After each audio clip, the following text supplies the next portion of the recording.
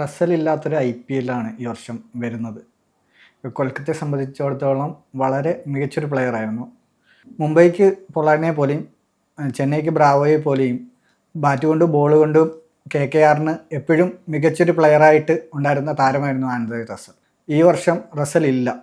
അപ്പോൾ എങ്ങനെയാണ് റസലിൻ്റെ ഒരു പ്ലേ മേക്കിങ്ങിനെ കാണുന്നത്?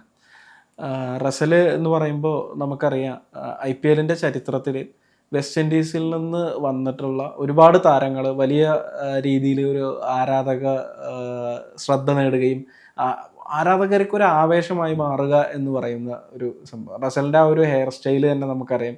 ഒരു പ്രത്യേക ഹെയർ സ്റ്റൈലൊക്കെ ആയിട്ട് റസൽ നമ്മളെ ത്രസിപ്പിച്ച, പലപ്പോഴും നമ്മൾ എതിർപക്ഷത്തായിരിക്കുന്ന സമയത്ത് ഇപ്പോൾ നമ്മുടെ ടീം ചെന്നൈ ആണെങ്കിൽ, അല്ലെങ്കിൽ മറ്റ് മുംബൈ ആണെങ്കിൽ, അല്ലെങ്കിൽ RCB ആണെങ്കിൽ, എതിരാളികൾ പോലും ചില സമയത്ത് റസലിൻ്റെ ഒരു വെടിക്കെട്ട് കണ്ടിട്ട് അങ്ങനെ നോക്കി നിൽക്കാറുണ്ട്. പ്രത്യേകിച്ച് നമ്മുടെ സ്വന്തം ടീം തോൽക്കുകയാണെങ്കിൽ പോലും അങ്ങനെ നോക്കി നിൽക്കുന്ന ഒരുപാട് മത്സരങ്ങൾ ഉണ്ടായിട്ടുണ്ട്.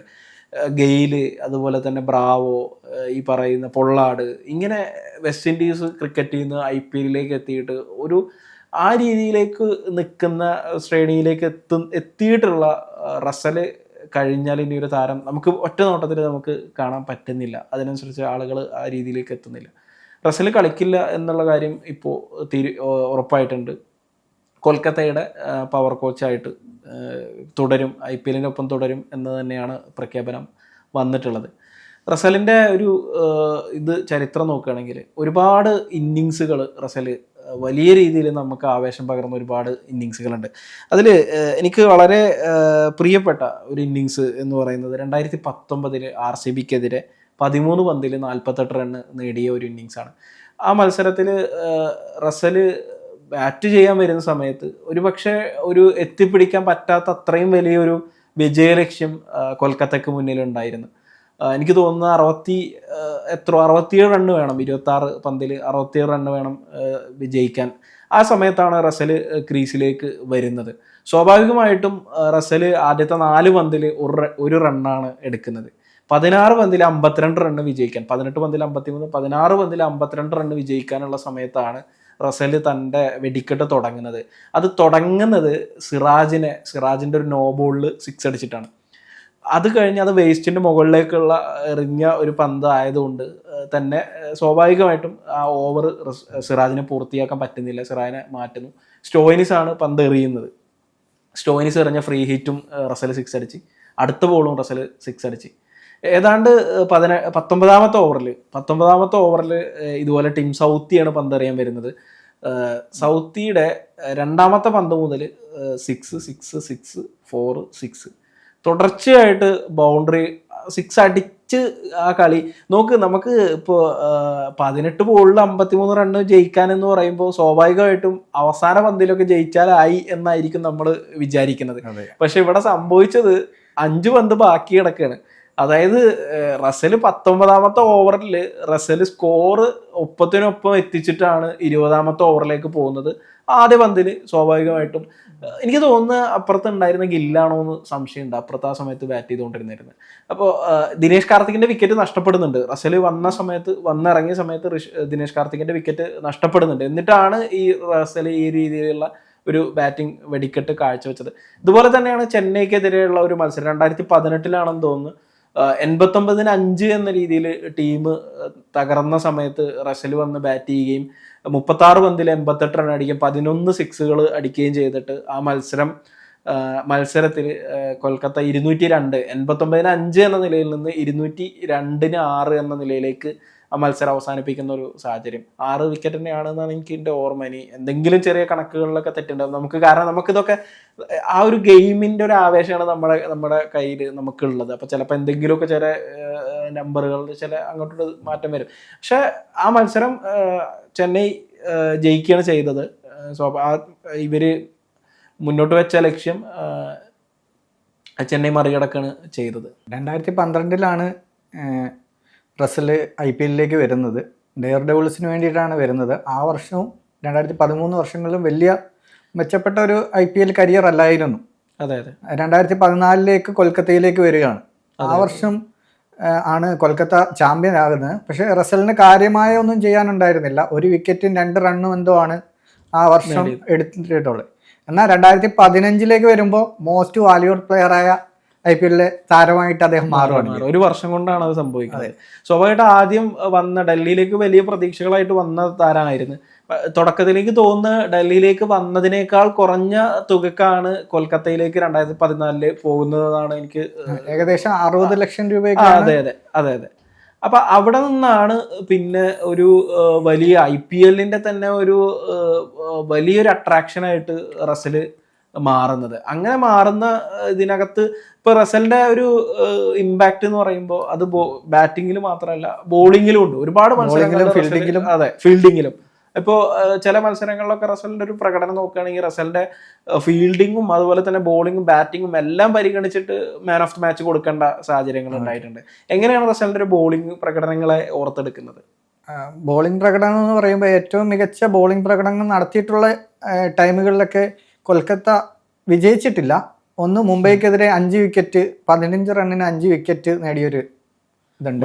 അതാണ് ഏറ്റവും മികച്ച പ്രകടനം. പിന്നെ ഒരു ഓവറിൽ 4 വിക്കറ്റ് നേടിയിട്ട് GTക്കെതിരെ ഉണ്ട്. പക്ഷെ ആ കളിയിലും KKR പരാജയപ്പെടുകയാണ് ചെയ്തത്. 2024 SRH ആദ്യ മാച്ച്, അതിൽ ബാറ്റ് കൊണ്ടും ബോൾ കൊണ്ടും അദ്ദേഹം നല്ല മികച്ച ഏകദേശം 25 പന്തിൽ 64 റണ്ണാണ് അടിച്ചത്. ഏകദേശം 2 വിക്കറ്റുകളും റസൽ നേടിയിട്ടുണ്ട്. അതെ അതെ. ഇപ്പൊ ബാറ്റിങ്ങിലേക്ക് വരികയാണെങ്കിൽ 2019 മുംബൈക്കെതിരെയുള്ള ഒരു ഇന്നിങ്സും എടുത്തു പറയേണ്ട ഇന്നിങ്സ് ആണ്. 40 പന്തിൽ 80 റണ്ണ് നേടിയ ഒരു ഇന്നിങ്സ്. ഈ മത്സരത്തിൽ എനിക്ക് തോന്നുന്നു 232 റണ്ണ് നേടുകയും 34 റണ്ണിന് കൊൽക്കത്ത വിജയിക്കുകയും ചെയ്തിട്ടുണ്ട്. അതുപോലെ തന്നെ 2015 കിങ്സ് 11 പഞ്ചാബിനെതിരെ 36 പന്തിൽ 66 റണ്ണ് അടിച്ചൊരു മത്സരം. പിന്നെ 2018 12 പന്തിൽ 41 ഡൽഹിക്കെതിരെ കളിച്ച ഒരു മത്സരം. പഞ്ചാബിനെതിരെയുള്ള മത്സരത്തിൽ എനിക്ക് തോന്നുന്നു 60-5 എന്ന രീതിയിൽ നിൽക്കുന്ന സമയത്ത് അവിടെ നിന്നാണ് റസൽ വന്നിട്ട് പിന്നെ ടീമിനെ കരകയറ്റുന്നത്. അപ്പോൾ നമ്മൾ കൊൽക്കത്തക്കെതിരെയുള്ള IPL മത്സരങ്ങളിൽ ഇപ്പോൾ പേഴ്സണലി ഞാനൊരു ചെന്നൈ ആരാധകൻ. അപ്പം ചെന്നൈ ആരാധകൻ എന്ന രീതിയിൽ നമ്മൾ മത്സരം കാണുമ്പോൾ കൊൽക്കത്തയുടെ ബാറ്റിംഗ് ടോപ്പ് ഓർഡറിനെ ചെന്നൈ ബോളർമാരോ അല്ലെങ്കിൽ ഏതൊരു ടീമാണ് ഇത് ഒരു ചെന്നൈ ആരാധകന്റെ മാത്രം അനുഭവമായിരിക്കില്ല, ഏത് ടീമുകളുടെ ഒരു അനുഭവമായിരിക്കും.